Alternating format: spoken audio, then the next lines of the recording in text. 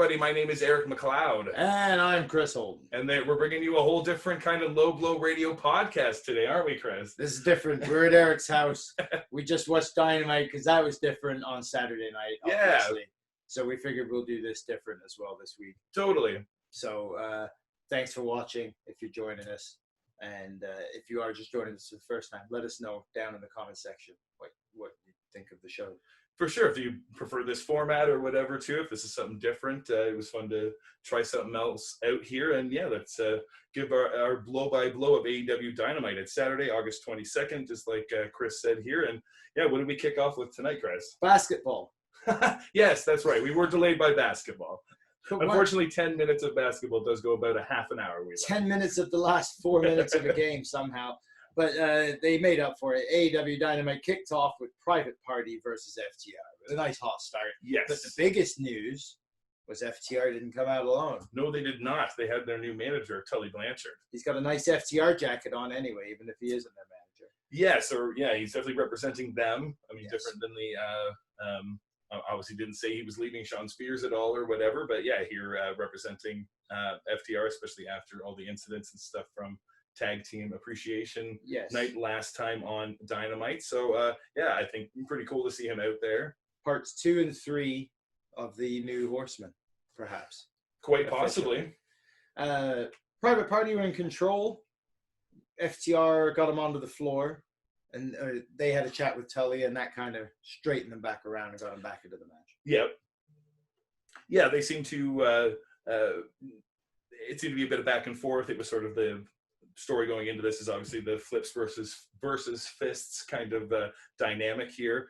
Again, the little things I like seeing the tag ropes specific to just the FTR matches right now. I really enjoy that part of this. I think that's going to really lean into their characters moving on forward in AEW. So yeah, I like to see just the little things about that. Yeah, it seemed like they kind of once they got the sort of clearing of their heads from Tully, they got the advantage, starting to work over Mark Quinn. And cutting off the ring. That double clothesline with one on the outside of the ring and one on the inside on the apron to take it back on Quinn. That was great. Dax is dragging Quinn's face all over the ropes. There was a real grind down offense on him, keeping the ring cut off. Yeah. Got a nice near fall for Cash.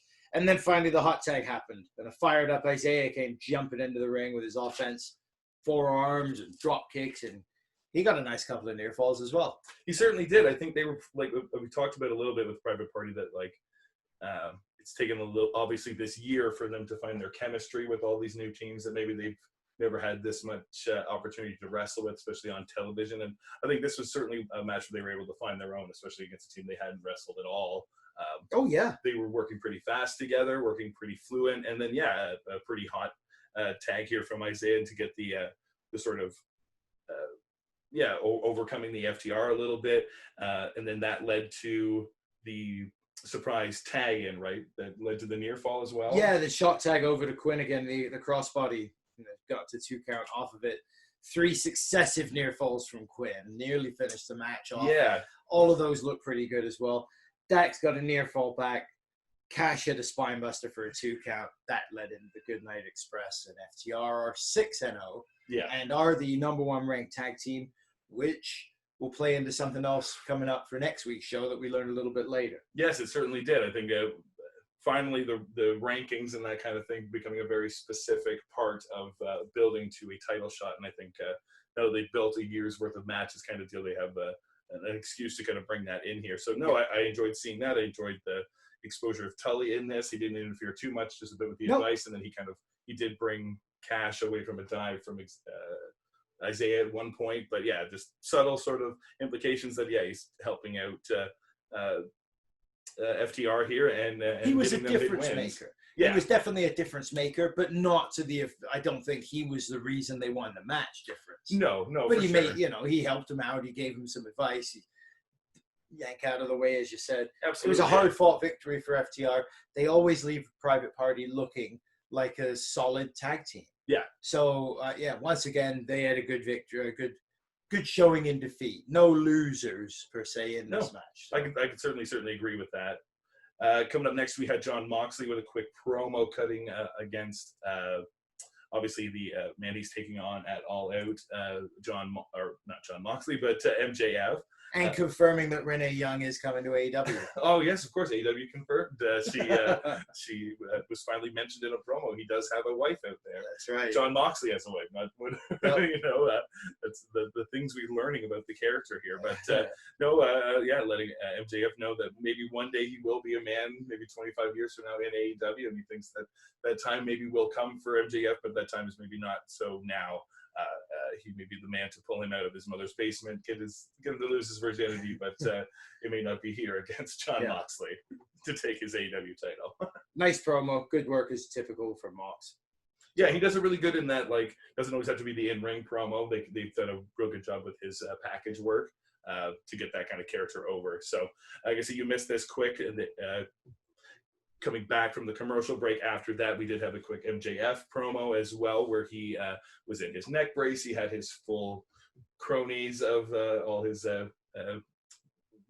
campaign crew and that kind of stuff to get him over that kind of stuff. He's wearing a neck brace after that terrible paradigm shift that he took last week, which we all kind of thought was coming. And great to see him. I mean, in a whole different way, he's really selling how seriously hurt his neck is and how dangerous the paradigm shift is. So I think this was working on both ends there, really putting that move over. A big sort of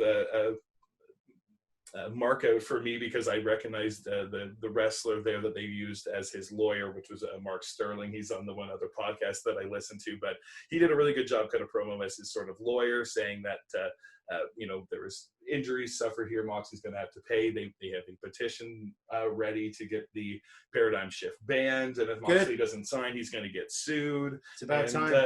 So it looks like John Moxley's going to potentially get his repercussions, and we'll see when the two of them have their contract signing on the next Dynamite next week on Thursday, when we have our next Blow by Blow. Yeah, well, I missed it. I had to go get candy. So that's hey. Sometimes you got to get candy. That's how these things work. We have to enjoy the show. We enjoyed the show. Right, exactly. What, am I supposed to smoke weed and watch wrestling and not have candy? Exactly. Come on.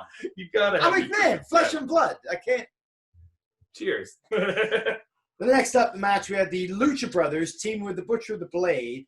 Again, this is back-to-back nights, because they teamed together on Tuesday night on Dark, or not back-to-back nights, back-to-back shows, right? They've been teaming together a fair bit, basically, since the kind of FTR coming in. The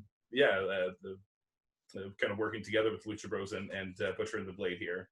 Tonight, they were taking on the Jurassic Express pairing of Luchasaurus and Jungle Boy Jack Perry, taking along with the Natural Nightmares, QT Marshall, and Dustin Rhodes, the veteran. Yes, always a bit of a scramble when you get this many guys in a match, but it was certainly a lot of that kind of chaotic styles here. To be fair, they do it well. Oh, they do for sure. Yeah, a lot of these guys have had those kind of matches a lot, so it makes sense that they are able to sort of work within that match style. Yeah. So yeah, the advantage for sure was Butcher and the Blade and Lucha Brothers early on. Dustin just can work with absolutely anybody. And again, from when he was the natural Dustin Rhodes back in his early WCW days, he was outstanding. And back then could have a match with anyone, and he was a kid. Now it's just having, with the veteran experience and the years he's got behind him and all of the different styles he's put together and wrestled, and all the guys he's gone against. Yeah, he's the perfect guy to go against. You got a team like the Lucha Brothers and Butcher and the Blade. You couldn't get more disparate, right? With the Lucha Brothers style of the crazy Lucha Libre to the extreme that they do, with the flips, dives, and the jumps off everything, and the Butcher and the Blade, who are just about smash mouth grinding, brawling wrestling, and that's all either of them seem to know or want to do. For sure. And that's like four very different, or like two very different tag teams that you're able to tell a big four-man style match. Together. Yeah. And Dustin Rhodes, who can work against any of the four of them and make them all look great. And he did. He let the Lucha Brothers do all of their flips and crazy shit in the beginning. Yep. Put them over. He let Butcher give him moves. I haven't seen the Butcher have that much offense yet on Dynamite. I know you said he gets to do stuff on Dark. Yeah. I'm busy playing poker. I can't watch Dark as well. I'm sorry. That's fair. No worries. But no, they've certainly been keeping them in the win column, keeping them tight and looking strong on Dark. And to show pretty big here as well in this match. They certainly did a ton to to sort of work over, especially Dustin took a bunch of the grunt of the damage early on to then lead to the hot tag to Luchasaurus coming in, doing his sort of classic running house kick party where he just sort of dominates everybody with that big high kick, spin kicks, heel kicks, whatever he's got coming. And that was really fun to see. That was cool to watch as well, because there's a one-man total package of he is the luchador, but he's got the size that he just leads to a guy that wants to brawl and rumble. Yeah. So again, I liked watching him getting involved in the match as well. I thought that was interesting. No, for sure. He had the nice sort of no zero miedo, no fear choke slam spot there with Pentagon Jr. We did get a little bit of a botched kind of destroyer moment there with Dustin. He had sort of taken a bit of going to the damage in this match, so maybe the wear and tear had sort of got to him by the time we were getting to the later portions of this matchup. But that was certainly not the story of the finish of this match, though. No, the story of the finish comes Rey Fenix and the Blade get into an argument as the Blade's up on the top rope, like he wanted to jump off and help Rey with his finish. I guess Rey wasn't having that. I don't really know why he didn't want him to help him with the finish. They were on the same team. Yeah. Regardless, they had a little argument about it. Maybe he wasn't doing it right. He didn't signal it properly. I don't know. So Jungle Boy rolls up the Blade and gets the 3 count off of that. So then we ended up with the winners just left.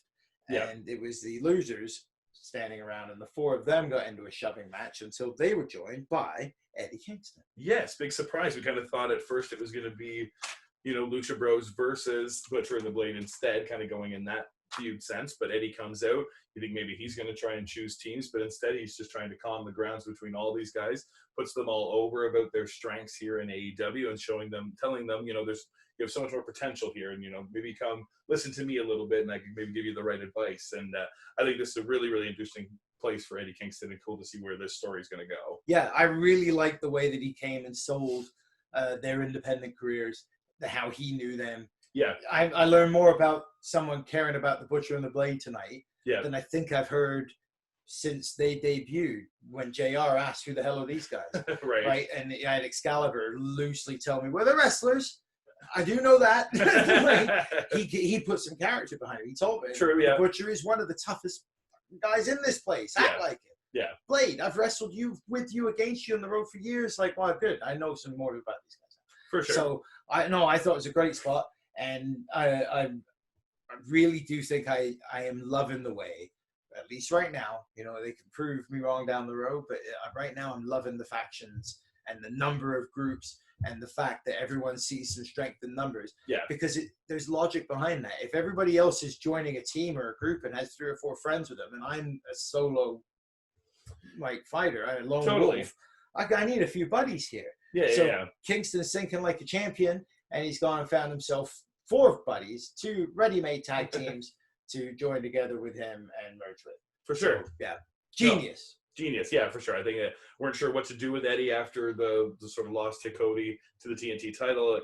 He is sort of maybe better utilized in a group rather than on his own, but I mean, great in both ways. And again, if it's sort of a group that's maybe struggled on the mic, he's perfect to do all the talking for these 4. For sure. So excited to see what happens there. We also got a quick little promo from Britt Baker. Doctor, sorry. Oh my gosh, Britt, don't come after me. Dr. DFD Britt Baker in her sort of training room with Reba, and they sort of look over and realize that Penelope Ford and Kip Sabian are also in the room, and she they hear them. They can't help but notice they're there because they're sucking face. True. Oh yeah. Instead of working out, they were delightfully in each other's mouths, and Penelope had got sort of a proposal from Britt Baker. Yeah, Britt offered her free dental help for a year, and Reba's free makeup service for a year if she helps her out with a little problem, because nobody said what the match with Swole was going to be next week. So she figures they're making a handicap match. That's and right. Not just 2-on-1 with her and Reba. It's going to be 3-on-1. She wants Penelope to join them as well. So she offered Penelope that much. And apparently free makeup for a year for Reba was enough to seal that deal. Yes. So it's going to be 3-on-1. It must be one hell of a makeup job. I guess so. Well, that's what she is, the makeup artist, right? Well, yes, fair enough. And apparently they have to pay for that. That's I guess, yeah, that's weird. You'd have thought she'd have done it for free anyway. Or else she come out looking like Abaddon. I don't know. Ouch. Next up, we had Tony Schiavone with the best friends in the ring. Best Friends and Orange Cassidy, I guess. Yeah, Tony Schiavone first. He had announced he's going to interview with Orange Cassidy with the Best Friends.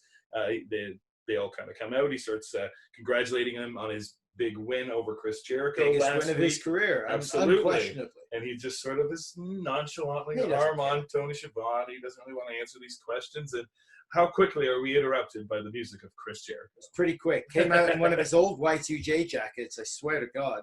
It looked like something out of, an old It was closet. before the light up stage. This was like the first Just shiny before. glitter Y2J jacket from the first I could almost see him that. and the Rocks one-on-one talk. Who in the blue hell are you? I swear it was that jacket. Anyway, Jericho has had a bit of the bubbly. He looks a little bit like, what's his name from the wrestler?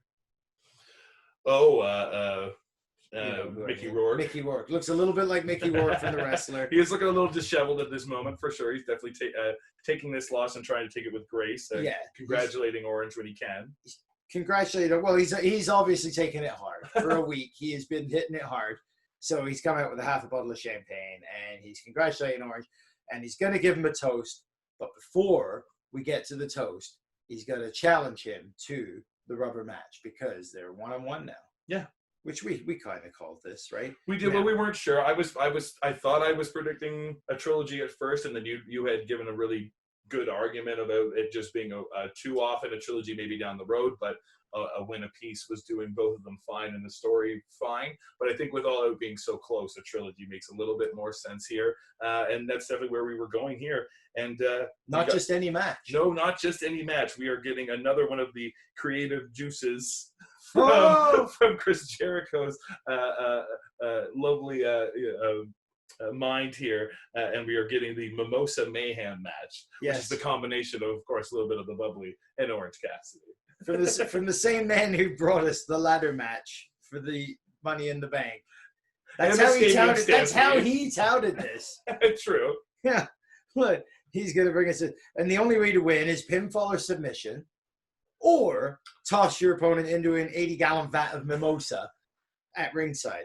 Why didn't they just go with, you got to toss your opponent into the vat of mimosa and have it be like a casket match into the mimosa? I totally agree. I think stipulation matches work best when the stipulation is the only way to win. Yes. There is no reason to think that a submission or a pinfall is going to bother to win, other than the fact that, I don't know. In the story, it would make sense that both of them just want to humiliate each other by throwing them in. I could see if the story was that one of them didn't want to have to do it. Like if Jericho just wants to win by his physical nature or his walls of Jericho because that's why he wants the pin. Well, then why invent why invent the whole thing, right? So no, I'm way more for the stipulation should just be the only reason. If it's first blood match, make him bleed. If it's a steel cage match, leave the cage. If it's a Judy Bagwell on a pole match, you win Judy Bagwell. That's right. So that's what I think.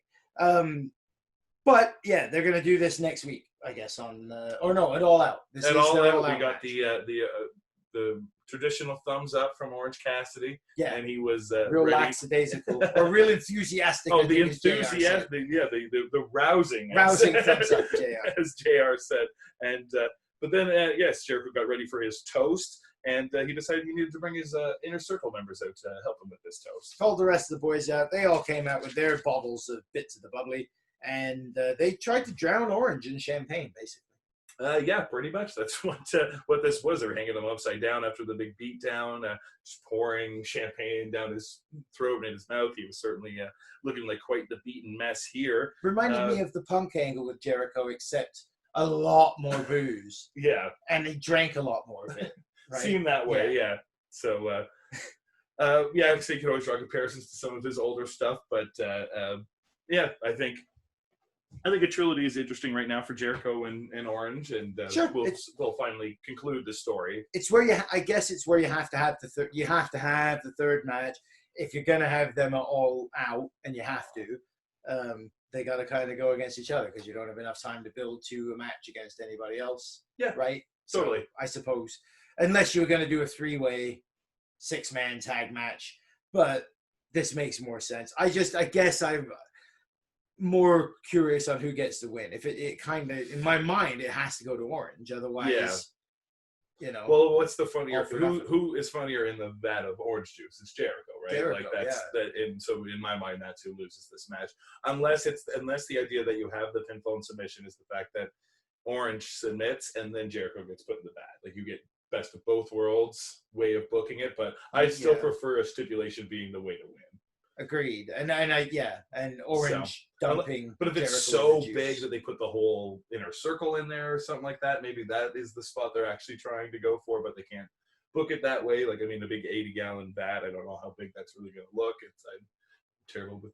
I'm trying to envision Hager standing in this bath, and is there going to be room for anybody else, let alone all of them in there? Because I'd like to see Ortiz like trying to sell it because he can't swim, right? As we learned. Oh well, you never know. There's a lot of ways. Maybe that's the pool they'll use. They'll use the pool that is up there. They'll just fill that with. Now that should have been the gimmick. Yeah. I don't know. There are other ways to do this. Yeah, for sure. I think more buried alive style. Yeah. Like going specific with the stipulation, but I think a fun thing that Jericho and Orange are doing right now. I'm into it. So. What match do we have taking off the match next? Number third match of the night. We had 3, 4, and 5 from the Dark Order. Silver, who is it? Silver Reynolds and Austin Aries or Angel. Against the Elite of Kenny Omega and Matt and Nick Jackson. And I thought it was a fun little match. Yeah, I think for sure. I think. I mean, other than getting into like the specifics of this here, it was your typical sort of Elite working another team kind of matchup here with those kind of spots coming off. The Dark Order guys, though, for sure, Silver and Reynolds are coming into their own very much so here in AEW, like just elevated above that level of enhancement talent. I mean, 1 or 2 wins isn't quite upper echelon yet at all, but they're slowly crawling there. So, and they look credible when they're in the ring.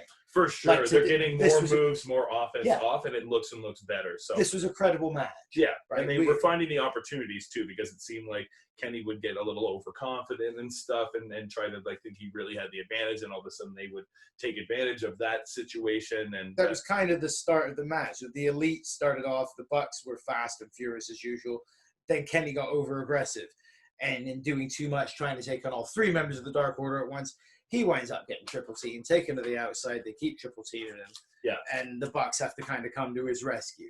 They retake control during the picture-in-picture. That bulldog into the dropkick spot was quite nice. Yes. Yeah. They were certainly doing their best to regain the advantage. But yeah, they couldn't quite get it off. Eventually, you got this sort of best comeback in the biz from the Young Bucks. Well, Kenny fucked it up again, right? They were doing the triple rush into the corner. And as they threw in Kenny as the third one for it, he's the one that screwed things up and gets caught with the kick, and then they took back over on him for a while. Right. They got a couple near falls in on him, including that pile driver spot, which I kind of surprised me that he took some decent offense. Yeah, the person that was really putting the Dark Order guys over was Kenny. Yeah, too, so and it was leaving him looking quite frustrated and upset. Yeah.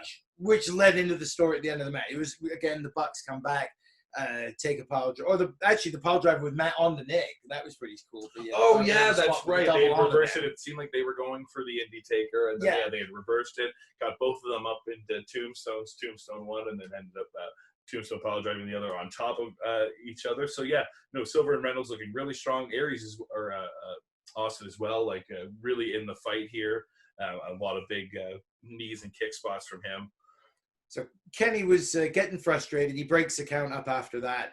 And then it just kind of quickly, from a schmozzle off into all 6 guys or 5 guys, Kenny assists the Indie Taker into a 1-win Angel. Yeah, and he gets the 3 count. Then he grabs a chair from the outside, which he sets up upside down. Yes. And he tried to kill one of the Dark Order guys. I mean, he was trying. He's trying to cripple him. I don't know what else you think is going to happen if you drop him on that chair upside down. You're going to impale poor 5 here. Yeah, that was uncalled. We're going to be outnumbered. Yeah. Fortunately, the Jackson stepped in. But yeah. Yeah, they seem to get the clear heads, but no, Kenny seems to, once he's getting riled up, it's going to be a little harder and harder to contain this, and eventually something is going to make him snap. I think I know what that something's going to be. Hangman? I think it's coming it all out. I think it's coming. You think it's losing those tag belts? We'll get into that next, I guess, because it was very next after that was the the announcement of next week, we're going to get a tag team gauntlet match. Yeah. We're going to start with the Natural Nightmares versus the Young Bucks. And again, this is going by rankings. So so this was an interview with the FTR. Like, yes. Tony was talking to them in the back, telling them about them being number 1 ranked after this 6th win and that kind of stuff. Really, yes. elevating to the upper echelons of the division here, and that they now needed to determine who was going to be number 1 contender going into All Out. So our top 4 ranked teams will go into a gauntlet match next week. The Natural Nightmares will take on the Bucks, 4 versus 3. The winners will stay on and get the number 2 ranked team of the Best Friends, Kenny and Chuck. And then, not Kenny and Chuck, Trent and Chuck. Yeah. And then the winners of that will stick around for the FTR, the number 1 contenders, to come on down to the ring. I'm predicting we're going to get a Bucks FTR final twosome. I think so, with the FTR going over. I think the FTR go over, regardless of who they're in the ring with in that final I think matchup. they're set up to win this for sure. And they go on to All Out, where they take the tag team titles, and we get an epic split with Kenny and Hangman. Yes, I think furthering out after All Out, those are the biggest predictions I'd say going in this division and stuff right now. We get the separation of those two, then kind of leaving the tag division right now, and then FTR being crowned the new champions, I think is definitely where things are headed, and I think that's a good direction. I think we've had 2 face tag team champs already. They're ready for a real strong heel champs to take that slot. None of their other ones weren't prepared for that either, but maybe I think they're just perfectly suited. You don't get a better heel tag team, especially for the Young Bucks. Right now. For the Young Bucks to be striving after, I don't think right now there's anybody better than FTR. So. What I am sad about with this is it's starting to feel more my heart is going to be broken for Adam Hangman Page, because he was thirsty tonight, so he came to join the FTR in their promo because he saw they had beer. But still pretty upset about what they had done. Yeah, he's upset. He was mad about what happened to Ricky Morton last week and Robbie Gibson. So he came to question them about that. They explain it's all business. They give him a beer, obviously, because they got one. He's thirsty. So, they chat with Hangman about how the Young Bucks and the Elite still looking like the weak link. And what are you going to do if the winners of the tournament aren't us and they beat you guys? Yeah, what if it's the Bucks? Bucks? Maybe it's the Bucks beat you guys? Yeah. And then you're back to being the old, and you know, this is heading to them screwing over Hangman and laughing at him feels that way, for being naive and thinking they were friends. And I'm going to be absolutely devastated for Hangman that day. I will probably send him a beer in advance of this happening because I will feel so bad. But is that coming down the road? Is the big split we're getting here that he teams up with them and that they are actually friends for now until eventually they have had their enough with Hangman? But I think preferably, I think the story here is that they've driven the wedge. They this whole time they've been trying to find what was going to split Kenny and Hangman apart. They realized what personalities was going to be the thing that was going to cause it. And poor Hangman is going to look like quite the sad babyface coming out of this. Yeah, it's going to be heartbreaking. Amazing. Yeah. Match number 4, the crazy Darby Allin versus Will Hobbs. Yes, Will Hobbs has been a more recent appearance on Dark. Not to be confused with Hobbs and Shaw Hobbs. No, not Hobbs and Shaw's. Hobbs. But Will Hobbs himself here. Early attacks by Darby Allin, but Darby looking really strong against the big opponent here. I like that size difference in this kind of matchup, which was fun to see. My pen unfortunately died, so my notes are not great for this matchup, so I may have to rely on you for more of it. We had the Darby started off here before the bell. The bell finally rings. We get some of the same attack from Darby where he's continuing some kicks and punches, and he's crazy. Wow, man. Yep. Till Hobbs got some comeback in. He gets some punches, some power blows in the corner. Hit a nice spine buster for a 2 count. Yep. And then he went for a power slam, which Darby managed to turn into a stunner. That was a pretty neat flip. Yeah, and that's then one he of went Darby's more traditional moves, jumped up top, drops backwards, hits him with a coffin drop. I definitely got that coffin drop finish. And that was it. It was a quick one, but it establishes, that's all we're getting, right? We established Darby Allin. Oh, for sure. He I think is mid-card. Not everything here has to be competition. I think sometimes when you can just have a match here where someone's being more showcased rather than a 2-person showcase is fine in wrestling. So keeping Darby hot, keeping him Again, ranked, all that kind of again, stuff. We need Darby to get a win here because he's got to stick around in the ring for Taz to get on the mic and this too as well, introduce the new member of Team Taz. It's a new Darby Allin.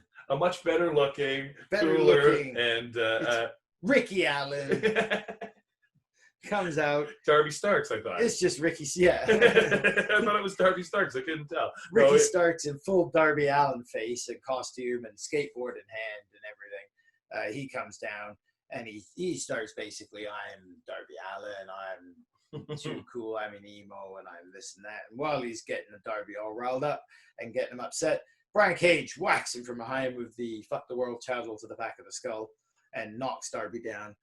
Ricky joins him in the ring, cut a great promo. Yep. Just fantastic. Brian Cage looks like a fucking monster. And Darby, again, he just came off a nice win.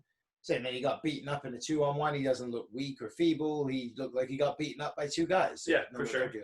So it was great. All I came away from it feeling like is Darby needs a friend.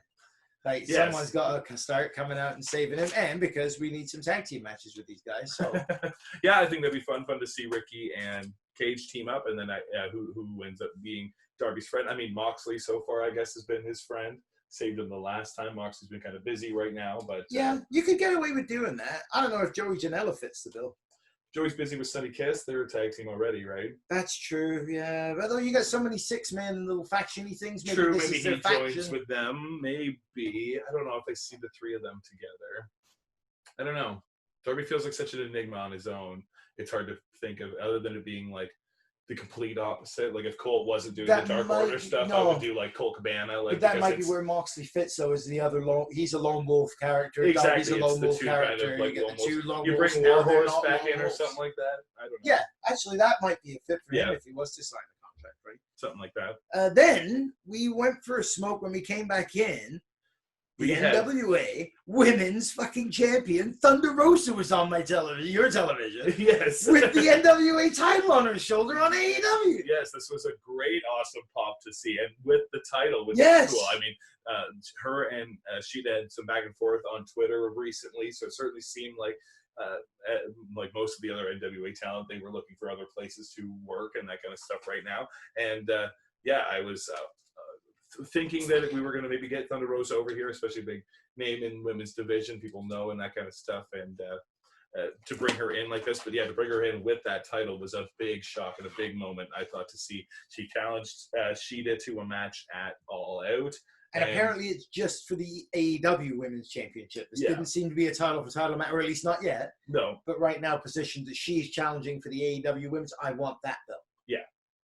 Fantastic. For sure. I think this is a great, great addition to their women's division. Someone who is had already started a sort of new climb up, has a real sort of serious background in not only MMA as well as pro wrestling, historic sort of history in Lucha as well as American wrestling in the NWA and things like that. So it's the NWA Women's Champion, right? It wouldn't matter if her name was Sally Brown and you'd only heard of her yesterday. She's got that belt, and she got to bring that belt on the show. It's not Ric Flair shows up on Superstars with Heyman in the NWA 10 pounds of gold, but it was pretty fucking big. And it's not like Nick Aldis showing up with the, with his 10 pounds. No, but it is the NWA World Championship. That actual title on her shoulder, that's a big deal. And it's, to have that go on to another show and be presented as this is your real world champion, per se, right, so to speak. I love that. So no, totally like that. Got us really excited for women's division, and to keep that kind of ball rolling, it led right into the finals for the great fireworks. You don't hear that every day. Oh no, wait, we do here. Yeah, we have a ton of kaboomers in this town. Why is it fireworks night every day in this area? If you're watching and you're from this town, tell me why the fuck it's fireworks day every day. Because it's not. It's not. Back to wrestling. Fireworks.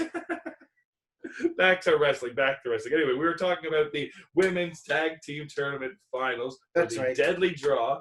The winners. There was some fireworks here. Yes, the winners will receive the cup, the coveted cup. We've been having this tournament on YouTube with getting a lot of somewhat familiar faces in the women's division, as well as new faces brought in. So a new way to sort of shake things up in the women's division here. And we're getting the finale of it here with the Nightmare Sisters taking on Ivelisse and Diamante. They were, of course, randomly selected to become partners, but these two, way before all this, seemed like they were going to end up together. And Brandy and Allie, of course, were.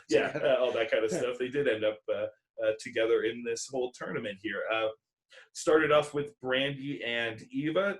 She was certainly really putting Eva over early, and not being able to deal with the sort of experience or the strength, I guess, of Eva at first. So having to tag out to let Allie in, as well as bringing Diamante in.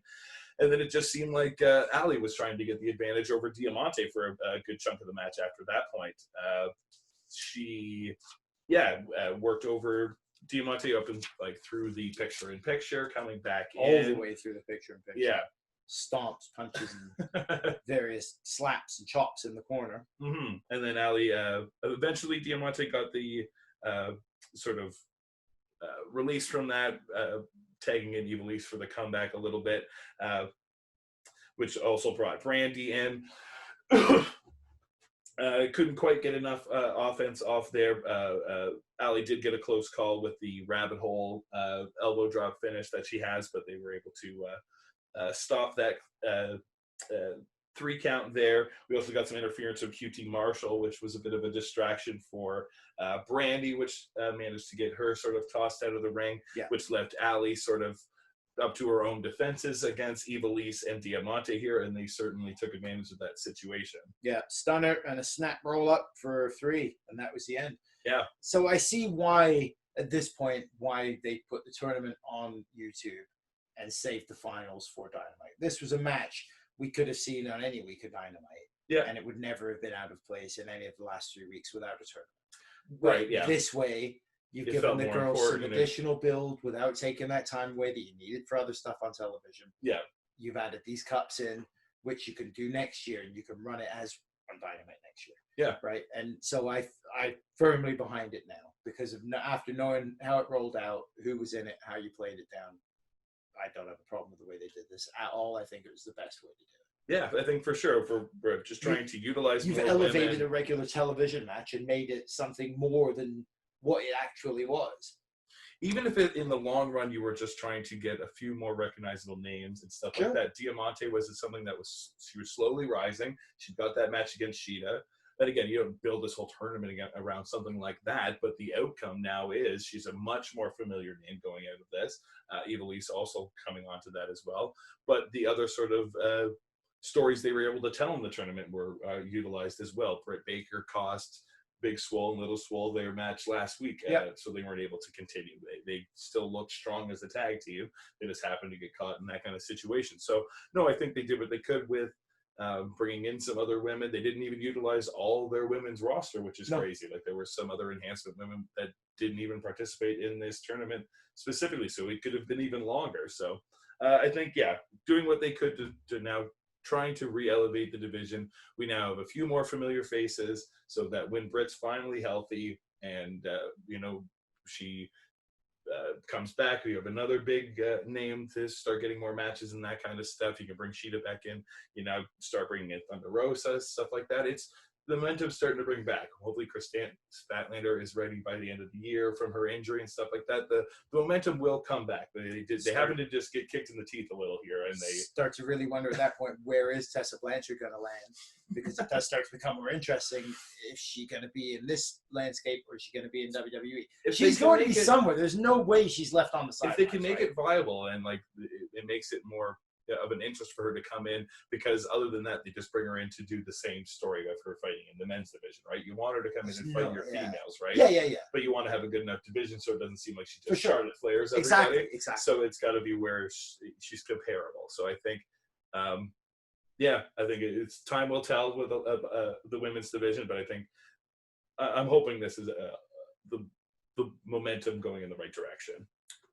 And now they've got nice shiny new trophies as well. Exactly. I like trophies is good. I didn't think they needed a tag division at all. The trophy is fine. I like little tournaments like that Japanese style where and then now I think something they should have tacked onto this was, what do you do now with that? Like, what did Ivelisse and Diamante earn from now getting the trophy, other than the credit of having it, right? Like, usually it would lead to like a title shot or something like that. So I mean, the two of them could fight for a number one contendership or something, or a triple threat maybe with Shida or something like that. There's something done, but I think maybe some explanation there for what you get from winning the trophy, other than just the prestige of the trophy. Maybe that will come later on once the trophy's reestablished and becomes more of the prestigious thing. Right now, it's just because usually you need to smash the trophy over somebody's head to get the next match. So fair enough. They missed that part. If Ivelisse smashed Diamante with the trophy, then she gets something else. Then we went into our main event, a marathon of a match for the TNT Championship, as Cody Rhodes takes on Brody Lee. And my God, man, I didn't expect the squash. Did you expect this? I did not expect the squash. Spoiler alert. Wee boo, wee boo, wee boo. Before we even get to the blow by blow here, but yes, this was wow. I expected a title change. I knew we both did. We both figured this was Cody's last day with the belt. Yeah, we were pretty sure story-wise the only real direction to go from here was to have Cody lose, start coming after it, kind of deal, and for Brody's character to be elevated so much with the title here. And man, not only did they elevate him with the title, they elevated him with a huge win here. He came out, and his power, the domination of Cody was obvious from the beginning. Cody literally got in no offense. Arn is at ringside selling concern. He's speechless. Yeah, he can't come up wiping with a his head, holding his brow, furrowing up. He doesn't know what to do, doesn't know what's wrong with Cody, recognizing the dangerous challenge here. And then Brody powerbombed Cody and gave him that huge discus clothesline that Cody flipped of like 180 degrees over his arm and back onto his back.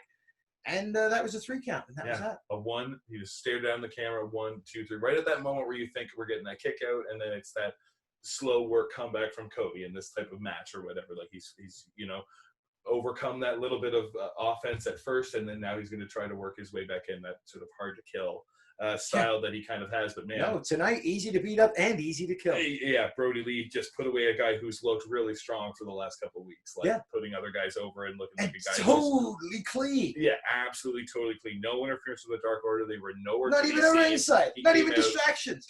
Cody had more help at ringside. Yeah, the powerbomb, the discus lariat, and then the big thing here with Cody selling how much that lariat and stuff affected him. And I think that's the salvation for Cody. That's the end of the notes. I think that's the salvation for Cody and the Cody Rhodes character coming out of it is the selling of the injury and how bad that was. He stayed down.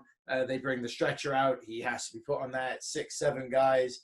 Then the Dark Order get to push off and push around the things. And then the coup de grace was the Dark Order pulling Cody on the stretcher out of the tunnel and tipping him off the stretcher, and Brody kicking him in the head again and knocking him back down, and then each individually taken out. They dragged a couple of the Dark Order guys. Evil Uno drags out Dustin from the back family, and QT from the back, and Brandy comes out and drapes herself over top of Cody to make them stop. Yeah. So they brought out the girl that they just recently stole, Anna Jay, and had her choke out Brandy as well. So it's this vision of the Dark Order standing with the belt, so strong, right? And so, but because Cody went down like that, and it was such a beating, now he is firmly in the babyface chase back seat, right? Like he is the underdog. He got beaten up that badly. I mean, I need to see him get any offense in against this guy now is going to be a win for Cody. Right. So I think that's if it was better to do it that way than it was to have him lose and sit up from the shock defeat and looking like, wow, back to the drawing board for me, I guess. I think they had to go this far with it. No, for sure. This not only with the big win, this put Brody over in a whole different way. Like made him look so extremely strong and made Cody put him over just to the moon here. So I mean, really excited to see what's going to happen next for Dark Order. Looks like the real deal now, right? Like yes, they've seen a real legitimate threat. There's no joke here anymore. It's all that kind of stuff. Him with that gold, it looks pretty damn legit. And I'm, really, really into seeing what's next for Brody Lee. Yeah, and the whole of the Dark Order group. I do anticipate this being this faction dominating AEW for a little while. Yeah. Maybe that includes the tag belts coming up soon as well, although they seem to be going in a different direction with that. They're for not sure. They all don't need match. to be together. And again, it doesn't all have to happen now. It all, sure. Again, this isn't WWE. I don't need it every week and all that kind of stuff. These kind of things can happen down the road and that kind of thing too. Or it could be the eventual thing where Brody doesn't need them anymore either. If they're the sort of dead weight, he feels that they just can't keep up with him. And if that eventually is his demise, there's other stories to tell rather than just all the gold in the faction, right? So we'll see what ends up happening here in AEW on Dynamite next week. But I think it's been a really fun build to this Saturday night event that they did. And excited to see what's going to happening now to build to September 5th for All Out. For sure. Looking forward to next Thursday's show for the Blow by Blow, the next one for AEW. Yes. We will be back tomorrow. Right. Jeez, SummerSlam. Sunday, tonight, when you see this, if you watch it the first day, we're going to watch SummerSlam. And we're also, at some point during the day, I think, independently, yes, whenever you'll be catching you up feel on like it, NXT. when I feel like it, I'm going to watch NXT from last night, the TakeOver, because we're doing this right now while it's still on. Yeah. And you're going to watch that. So tomorrow night at the Blow by Blow, back in our regular studio with the background and stuff, we'll do NXT and then SummerSlam. Yeah, maybe try the rapid fire approach that we had last time with the podcast. Rapid Blow. Rapid Blow, sorry. Rapid It's Blow. got to Rapid have blow in the title. One of these, yes, of course. I also thought a little bit of blow. Like, you get it? A little bit of the bubbly. I get it. Yeah. I get it. Yeah. So it doesn't work for WWE, but we can discuss those things off air. Work for Jimmy Snuka. Well, fair enough. That's a whole different discussion. Chris, where can people hear us if they want to listen to the podcast? You can listen to the podcast on Sounder, which feeds into Spotify and several other podcast places. On the Real Radio, you can listen to us at 88.7 FM, which is the River in Ontario, Canada. And if you're not in Ontario, Canada, and can't get the River, then you could listen to that online, 887theriver.ca. Under the archives. Absolutely. And then, yes, here on YouTube, make sure you like, share, and subscribe. Ring that little bell. Get into the comments, all the fun little YouTube stuff. And we'll be back with another Blow by Blow here on Low Blow Radio Podcast. Thanks for watching. Take it easy, folks. See you next time.